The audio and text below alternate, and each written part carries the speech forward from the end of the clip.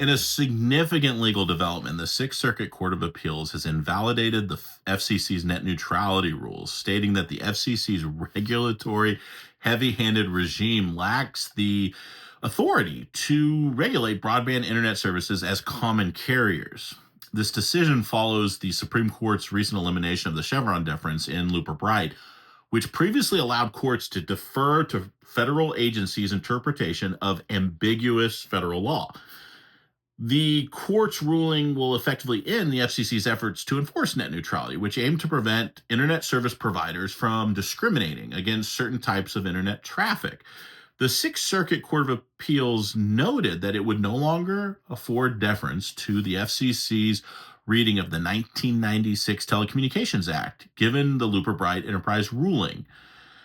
FCC Chair Jessica Rosenworcel has called on Congress to enact legislation to protect net neutrality principles, emphasizing the need for a fast, open, and fair internet.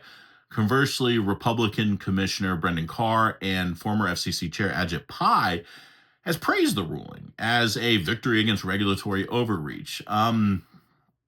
It's worth noting that the FCC's stance on classifying ISPs as telecommunications or information providers has alternated over the past decade, depending on which political party is in power.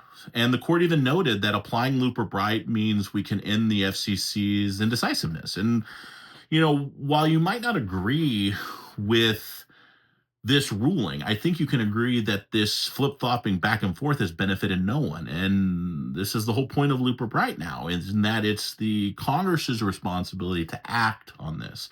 And I hope they do. I think that the principles behind net neutrality are sound.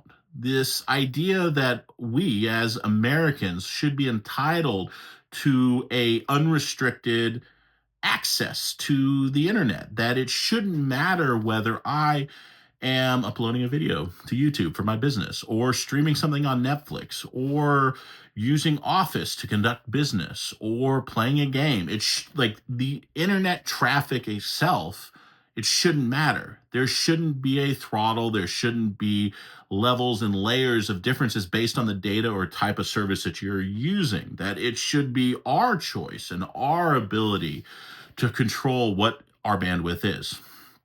I think it is a pivotal moment in the ongoing debate over internet regulation, but it highlights the challenges of implementing and even just debating net neutrality protections without explicit legislative backing. Let's get to work, Congress. Thanks.